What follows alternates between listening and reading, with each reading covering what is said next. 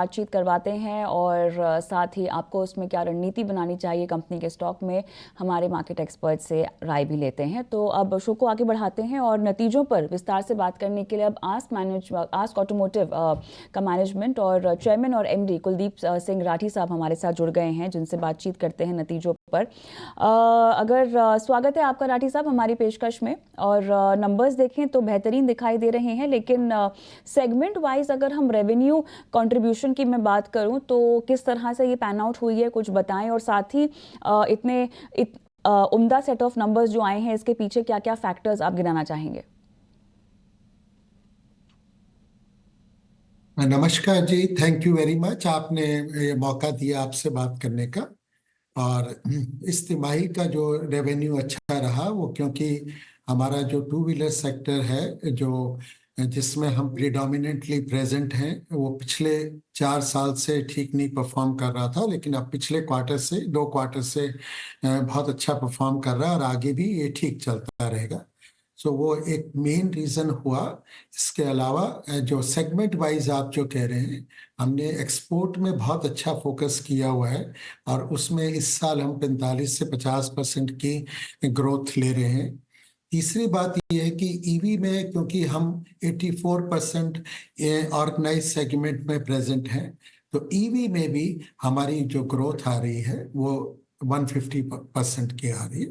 और चौथी बात यह है कि जो हमारा जॉइंट वेंचर था जिसमें हम 49% हैं, जो कि हाई एंट्री बैरियर्स से लॉस में चल रहा था पिछले 4 साल से जब से लगाया था, जो दो सबसे बड़े कमर्शियल व्हीकल के ओईएम्स का ब्रेक थ्रू मिलने के बाद और सप्लाई शुरू होने के बाद वो हमारा joint venture totally turn around हो गया प्रॉफिट में, जिसके कि अच्छे रिजल्ट्स ने भी इस सब को कंट्रीब्यूट किया।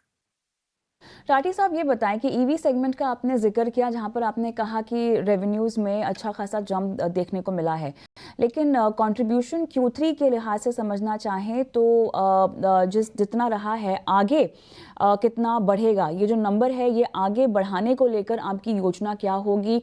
ऑर्डर बुक की विजिबिलिटी फिलहाल कितनी है और किन किन पर है? देखिए, ईवी सेगमेंट जैसा कि आप देखेंगे कि ऑलरेडी बहुत छोटा सेगमेंट है ओवरऑल टू व्हीलर सेगमेंट का। बट अच्छी बात यह है कि हम डे वन से ही पूरे ईवी सेगमेंट में प्रेजेंट है और हमारी प्रेजेंस बड़ी स्ट्रांग है। तो जैसे जैसे ईवी सेगमेंट बढ़ेगा हम इसी तरीके से आउट परफॉर्म करते रहेंगे। ओवरऑल अगर हम आपके कदम देखें विस्तार योजना को लेकर, तो मेरे ख्याल से उसमें आप काफ़ी हद तक अग्रसर दिखाई दे रहे हैं। पिछले क्वार्टर आपने नए कैपेक्स का भी ऐलान किया है और अब की बार भी एक नए प्लांट का ऐलान हुआ है। स्पेसिफिकली अगर हम नए प्लांट के बारे में समझना चाहें आपसे, तो फंडिंग को लेकर आपकी क्या योजना है? पोटेंशियल रेवेन्यू पोटेंशियल खासतौर से समझना चाहें तो नए प्लांट से आप कितना प्लान कर रहे हैं? जो हमने पिछला एक्सपेंशन बताया था और किया बोला था मैंने at the time of listing, वो करौली प्लांट हमारा कंप्लीट हो गया है, जिसमें हमने ऑलरेडी 330 करोड़ लगा दिए हैं और वो प्रोडक्शन में भी आ चुका है। तो इसके रिजल्ट्स जो है आएंगे, हमारी जो नेक्स्ट ईयर की कंप्लीट ग्रोथ आएगी, तो it will feed that growth.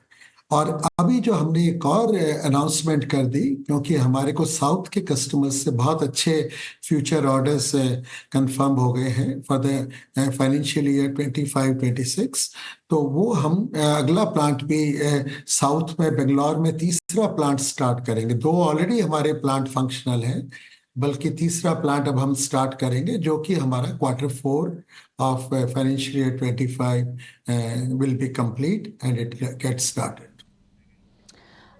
ये बताएं अभी ग्रोथ प्रोस्पेक्ट्स अगर हम आखिरी तिमाही की बात करें और साथ ही FY25 की बात करें, तो क्या है, क्या double digit growth top line में कंटिन्यू रहेगी? हाँ जी, डबल डिजिट ग्रोथ आपको देखने को मिलेगी, क्योंकि ओके। हम काफी ऑप्टिमिस्टिक हैं। अगला 1 साल बहुत अच्छा टू व्हीलर सेक्टर परफॉर्म करेगा एंड इवन अदरवाइज हमारे एक्सपोर्ट्स और जो बाकी सेगमेंट्स हैं वो सारे के सारे बहुत अच्छे ग्रोथ पाथ। राठी साहब, बहुत बहुत धन्यवाद, आपने समय निकाला और इतने विस्तार से बातचीत की। और चलिए आशीष कपूर के साथ जुड़ती हूँ जो हमारे आज के मार्केट एक्सपर्ट है। आशीष, आपने आस्क ऑटोमोटिव के मैनेजमेंट की बातचीत सुनी है, गुड सेट ऑफ नंबर साफ तौर से दिखाई तो दे रहे हैं। जिस तरह से सेगमेंट वाइज इन्होंने खासतौर से फोकस किया है ईवी पर, एक वो बात, और बाकी तमाम विस्तार योजना और नए प्लांट की विस्तार को लेकर आप क्या कहना चाहेंगे और क्या मूव आपका स्टॉक पे रहेगा? देखो, मेरे मुताबिक रिजल्ट्स काफ़ी इंकरेजिंग है और कंपनी का वैसे भी पिछले कुछ तिमाहियों से परफॉर्मेंस काफ़ी इंकरेजिंग है। लगातार अच्छी रेगुलर ग्रोथ आ रही है, ना सिर्फ प्रॉफिट में बट ऑल्सो मार्जिन्स में। और मेरे मुताबिक इसको आप बाय भी कर सकते हैं, 425 का टारगेट लेके आप इसमें खरीदारी भी कर सकते हैं। अदरवाइज अगर आपने लिया हुआ है तो ज़रूर होल्ड करके रखें। और मैं ये समझता हूँ, जैसे मैनेजमेंट ने भी बताया, कि ईवी का इनका एक बहुत अच्छा इनिशिएटिव है जहाँ पे अगेन इनकी वॉल्यूम्स और फिर और रिजल्टेंट प्रॉफिट भी इंप्रूव होना चाहिए।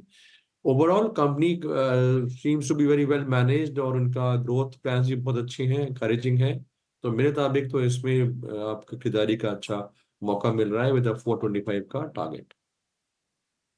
ऑलराइट, चलिए इसी के साथ शो को भी समाप्त करने का समय हो गया है। आशीष, धन्यवाद, आपका समय निकाला आपने।